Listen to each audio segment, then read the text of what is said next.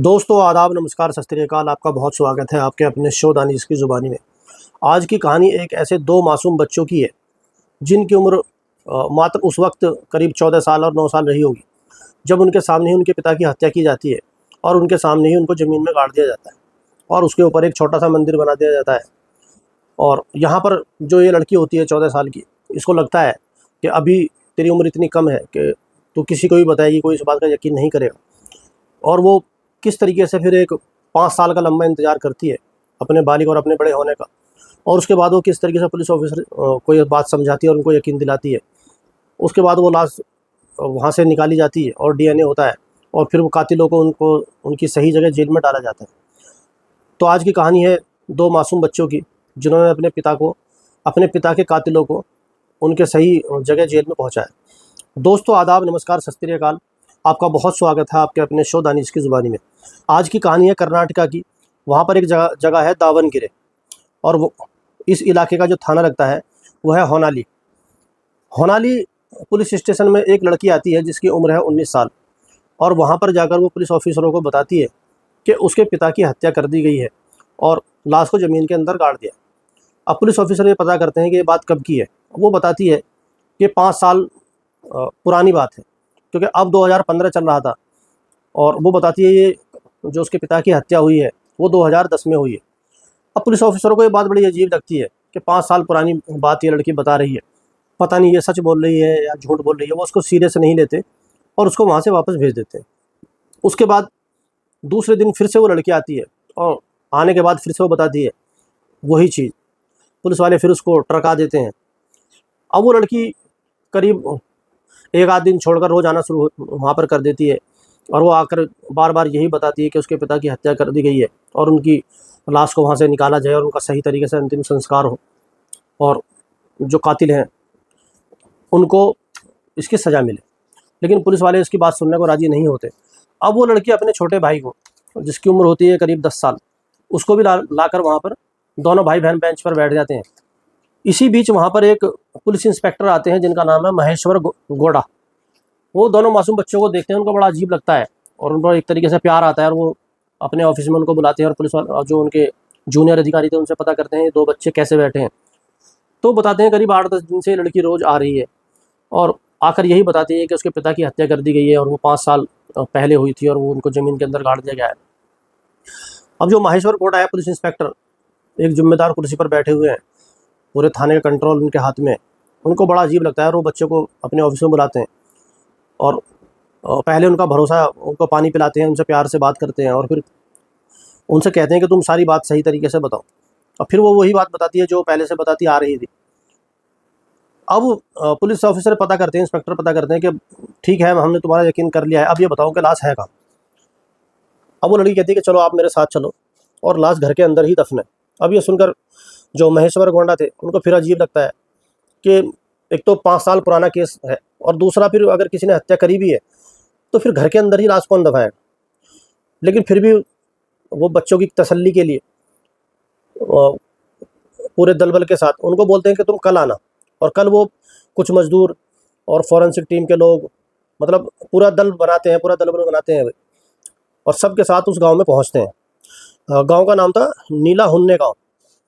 और वो नीला हुन्ने गांव में पहुंचते हैं और वहाँ पर, अब क्योंकि बच्चों ने पहले ही बता दिया था कि जो उनकी माँ है गंगा माँ, उसी ने उनके पिता का और अपने पति की हत्या करी है। अब वो पुलिस वहाँ पर जैसे ही पहुँचती है तो गंगा माँ एकदम चौंक जाती है कि करीब 5 साल बाद पुलिस इस तरीके से कैसे आई है। उसको इस बात की जानकारी नहीं है कि तेरे ही बच्चों ने पुलिस को ये सूचना दी है। अब पुलिस ने फ़ौरन उसको गिरफ्तार करा एक तरीके से, क्योंकि ये कहीं चली ना जाए, भाग ना जाए। उसको पकड़ के वहाँ पर बिठाया और फिर लड़की को बुलाती है और कहती है कि बताओ तुम्हारे पिता की लाश कहाँ पर है। अब लड़की पुलिस ऑफिसर का हाथ पकड़कर जो घर के अंदर सबसे लास्ट कमरा होता है वहाँ पर लेकर जाती है। वहाँ ले जाकर बोलती है यहाँ पर मेरे पिता की लाश है। अब पुलिस ऑफिसर जब देखते हैं कि वहाँ पर मंदिर बना हुआ है, बाकायदा धूप बत्ती जल रही है, आरती जल रही है, और जो भगवान और देवताओं की वहाँ पर तस्वीर रखी हुई है। अब क्योंकि वो हर बात पर उस लड़की की चौंक रहे थे, 5 साल पुरानी बात है, घर के अंदर ही दफन है, अब मंदिर के नीचे। अब पुलिस ऑफिसर बड़े हैरान और परेशान होते हैं कि अब क्या करा जाए। लेकिन अब पूरा दलबल साथ था, एक तरीके से। तो वो फैसला करते हैं ठीक है अब इस मंदिर को ही, वहाँ से सारी तस्वीरें हटाते हैं बड़ी इज्जत के साथ, और उसके बाद वो वहाँ पर खुदाई शुरू कर देते हैं। करीब 3-4 फुट ही उन्होंने खोदा होगा, उसके बाद ही वहाँ से इंसान की हड्डियाँ निकलनी शुरू हो जाती हैं। और धीरे धीरे वो खोद कर वो सारी हड्डी जब निकल जाती हैं, उसके बाद उन हड्डियों को एक तरीके से जोड़कर देखा जाता है तो पूरे इंसान की सारी हड्डियाँ वहाँ पर मौजूद थी। जो पैर है पैर की जगह लगाते हैं, टांग टांग की जगह लगाते हैं, खोपड़ी खोपड़ी की जगह लगा कर एक तरीके से असेंबल कर वो ये देख लेते हैं कि अब सारी चीज़ें हमारे पास हैं। उसके बाद उसको वो अपने कब्जे में लेते हैं और गंगा माँ को अरेस्ट करते हैं, और जो हड्डियाँ थीं जो उन्होंने वो कंकाल वहाँ से बरामद करा, उसका डीएनए उस बच्चों उन जो बच्चे थे, जो लड़की थी उषा जो अब 19 साल की हो चुकी थी, उसके साथ और उन हड्डियों का डीएनए टेस्ट करा जाता है जो मैच हो जाता है। अब इससे ये बात क्लियर हो जाती है कि लड़की बिल्कुल ठीक बोल रही थी और ये कंकाल उसके पिता लक्ष्मण का ही है। अब माँ गंगा को थाने में ले जाकर फिर सख्ती से पूछताछ होती है क्योंकि लाश बरामद हो चुकी है, गवाह भी हैं। तो यहाँ पर जो कहानी निकल कर सामने आती है वो ये थी कि जो पति था लक्ष्मण, जो इन बच्चों के पिता थे, वो किसी कॉफ़ी बागान में काम करते थे और वो घर पर कम रहते थे। इसी बीच गांव के ही एक व्यक्ति से जिसका नाम था जगदीश, उससे इनका अफेयर हो जाता है माँ गंगा का। अब क्योंकि बच्चे छोटे थे, 14 साल की लड़की 9 साल का लड़का था, अब उसका बार बार आना जाना, अब इस बात का लक्ष्मण को पता चलता है तो घर में लड़ाई झगड़ा शुरू हो जाता है। और लक्ष्मण एक बार दोनों को जब पकड़ता है तो वो अपनी पत्नी गंगा माँ की बहुत अच्छे तरीके से पिटाई करता है।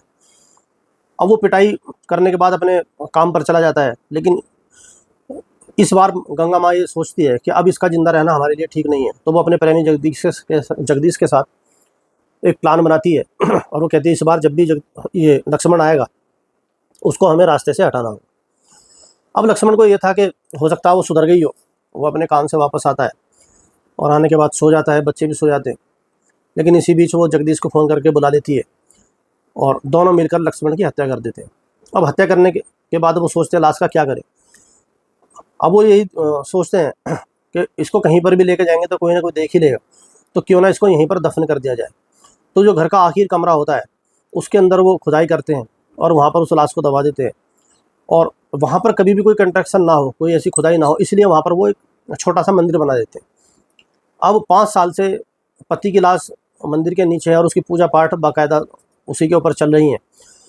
और यहाँ पर जो हिम्मत की दाद देनी होगी लड़की उषा की, जो 15 साल की उम्र में उसके सामने उसके पिता की हत्या होती है, और वो 5 साल ये इंतज़ार करती है कि कब वो इतनी बड़ी होगी कि लोग उसकी बात का यकीन करेंगे।